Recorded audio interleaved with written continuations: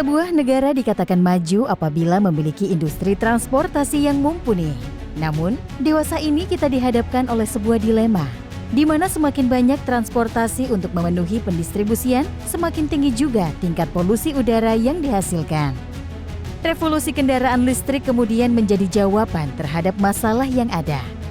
Saat ini, negara lain sudah menjadikan kendaraan listrik sebagai pengganti kendaraan konvensional.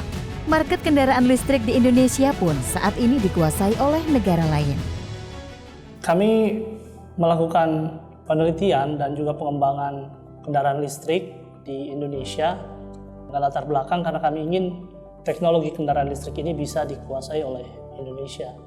Teknologi kendaraan listrik saat ini telah mencapai maturity, artinya kita sudah melihat di jalanan bahwa mobil listrik mulai berkembang, dan itu satu hal yang bisa bagus untuk kita, tapi juga bisa jadi bumerang ya. Dalam arti, apakah kita siap menyambut revolusi kendaraan listrik, di mana nanti kendaraan listrik akan mengganti kendaraan konvensional yang menggunakan bahan bakar internal combustion engine.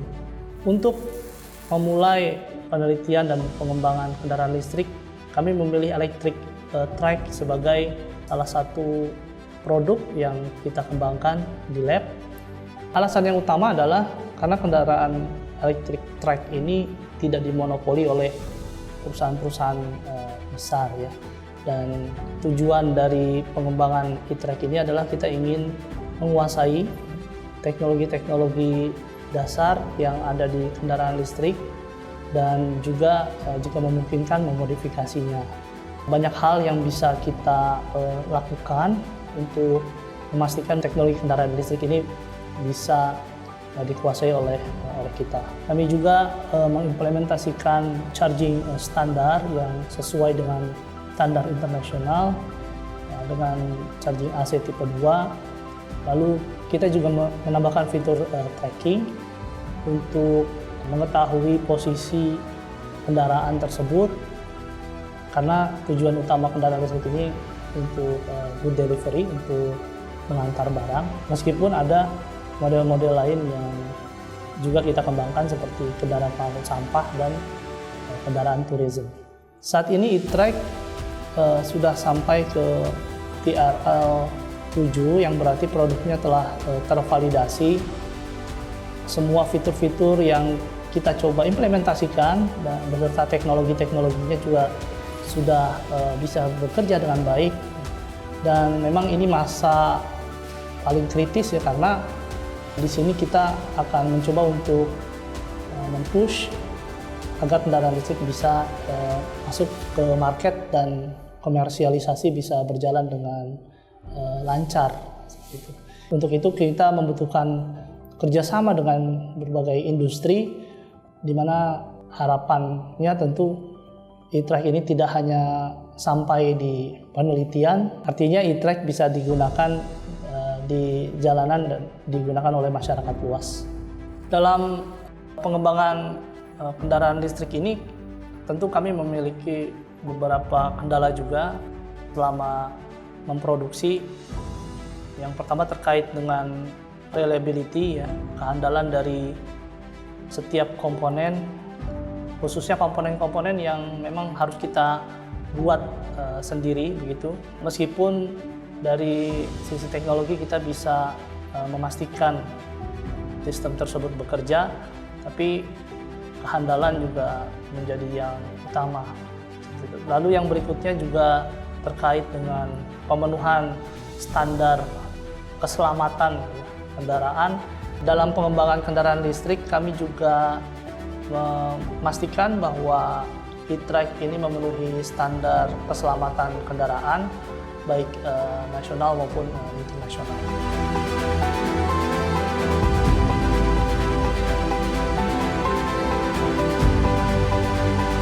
Baterai merupakan teknologi yang sangat penting di kendaraan listrik ya.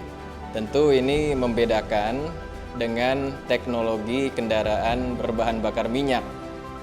Jadi baterai ini punya densitas energi yang jauh lebih rendah dibandingkan dengan densitas energi bensin.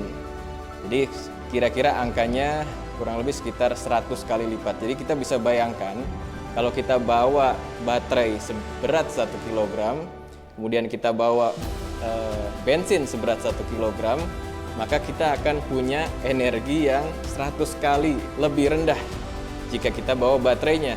Nah, tentu ini jadi masalah di kendaraan listrik. Dan ini merupakan salah satu alasan kenapa teknologi baterai ini perlu terus dikembangkan. Teknologi baterai yang digunakan di e-trike saat ini itu tergolong di baterai lithium jenis iron phosphate. Nah, baterai iron phosphate ini memang merupakan baterai lithium yang generasi yang lebih awal. Baterai ini punya densitas energi yang biasanya memang lebih rendah. Ke depan mendukung program pemerintah untuk memanfaatkan sumber alam nikel ya yang sedang terus dieksplorasi oleh pemerintah, kita akan coba beralih ke baterai jenis NCA, yaitu nickel, cobalt, aluminium. Kita bisa manfaatkan banyak nikel di sana, dan kelebihan NCA ini dia punya densitas energi yang lebih tinggi. Tetapi lebih jauh, NCSTT berencana punya visi ke depan, kita sedang mengembangkan baterai jenis solid state. Jadi solid state baterai ini dia punya banyak kelebihan dibanding baterai lithium yang ada sekarang termasuk NCA. Dia punya potensi energi densitas yang lebih tinggi, power densitas yang lebih tinggi, dan juga punya faktor keselamatan yang lebih tinggi karena dia menggunakan elektrolit berbentuk solid. Hanya saja saat ini masih banyak penelitian-penelitian yang harus dikembangkan untuk baterai jenis solid state ini karena masih banyak aspek reliabilitasnya, kestabilannya, pengaruhnya pada temperatur, dan tentu juga harganya. Oleh karena itu NCSTT punya visi ke depan ya untuk mengembangkan teknologi yang sangat potensial ini. Hanya tentu kita masih perlu banyak penelitian di bidang ini. Banyak hal yang harus diperhatikan dalam penelitian dan pengembangan baterai. Tentu hal yang utama adalah densitas energi dan densitas powernya. Ini tentu harus tinggi untuk menyaingi kendaraan berbahan bakar bensin. Tetapi yang tidak kalah penting adalah faktor keselamatannya. Tentu kita sudah pernah mendengar tentang kendaraan listrik yang terbakar.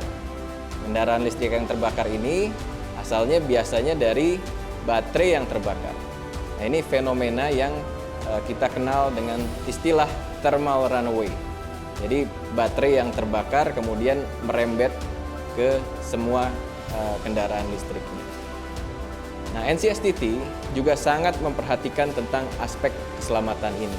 Sebagai contoh, di kendaraan listrik e-trike, kita menggunakan beberapa teknologi agar fenomena ini bisa diminimalisir.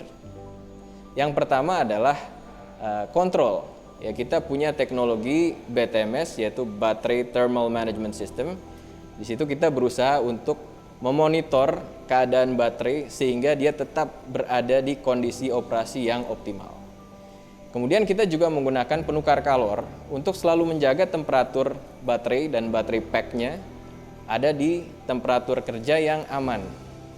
Selain itu, kita juga tambahkan struktur pelindung supaya jika ada proyektil seperti batu yang ada di jalanan terkena ke baterai pack-nya tidak mengalami deformasi yang kemudian bisa berpotensi mengakibatkan thermal runaway.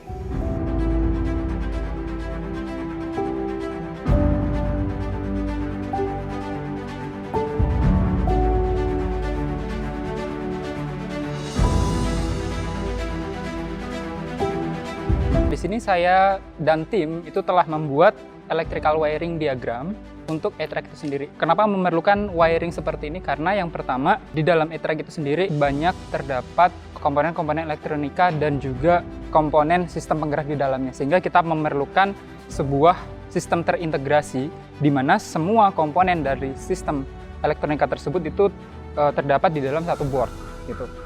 Biasanya kalau kita melihat di kendaraan konvensional pada umumnya, ini masih menggunakan komponen-komponen yang masih berada di beberapa bagian dari kendaraan tersebut. Namun dengan adanya ini kita bisa mengintegrasikannya menjadi satu board, di mana keunggulannya yang pertama itu buat safety, yang kedua itu dia bisa memudahkan untuk proses maintenance. Dan juga di sini kita desain PCB board ini sesuai dengan standar di mana kita memisahkan tegangan antara 12 volt dengan 5 volt, yaitu berupa tegangan data. Selain itu juga dengan adanya soket-soket di sini sehingga memudahkan proses maintenance yang akan dilakukan nantinya ketika ada sebuah komponen yang short atau rusak, kita bisa langsung menggantinya tanpa merubah dari sistem e-track atau sistem electrical e-track terpusat di dalam sini. Oke, untuk tantangan dari sistem ini yang pertama, karena memang kita mendesain sistem ini dari awal, kita harus mengetahui komponen-komponen apa yang ada di dalam e-track itu sendiri. Kita harus mengetahui data yang dikirimkan oleh masing-masing komponen, sehingga perlu banyak revisi dan perlu banyak perbaikan.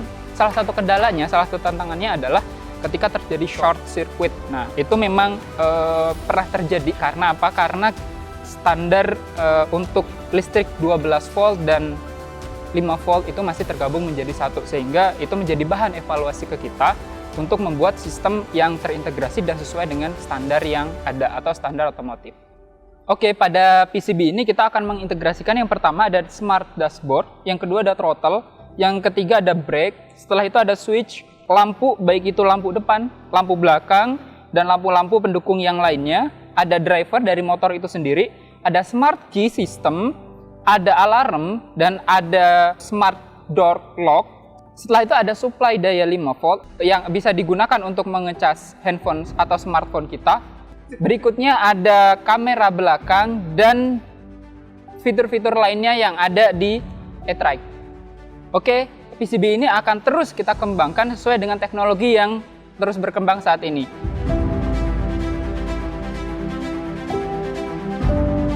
Harapan tentang e-track ke depan, tentu saja kami ingin e-track ini dapat digunakan secara lebih luas.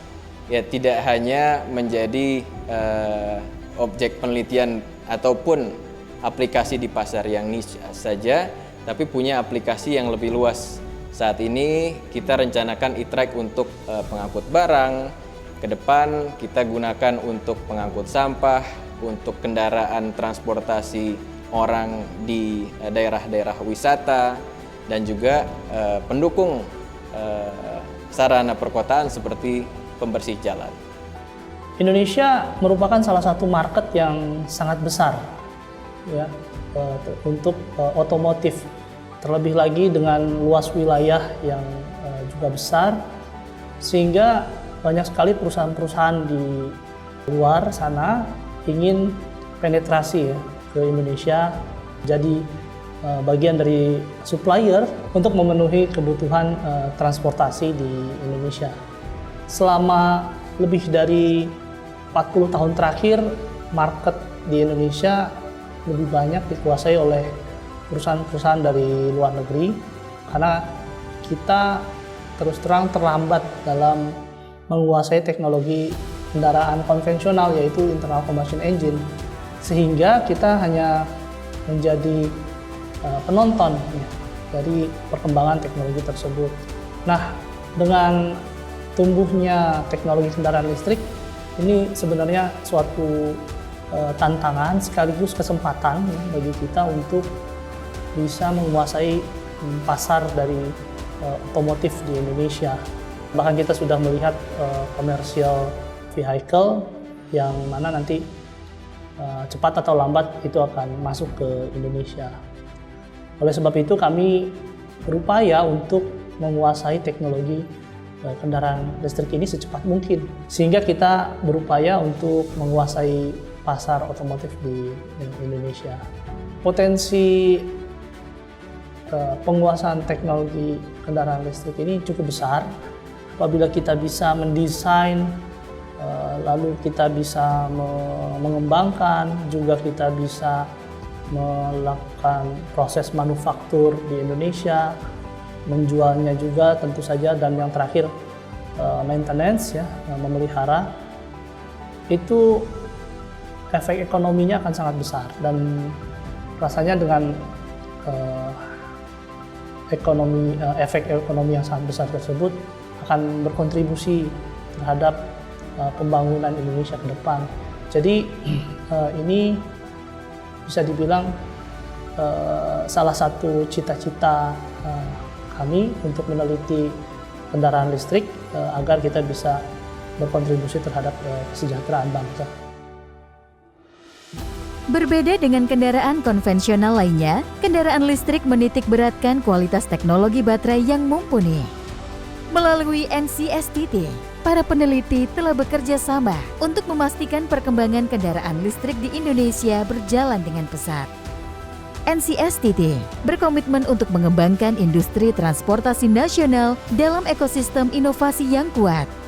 Oleh karena itu, e-Trike hadir sebagai solusi dalam upaya revolusi kendaraan listrik untuk Indonesia yang lebih maju.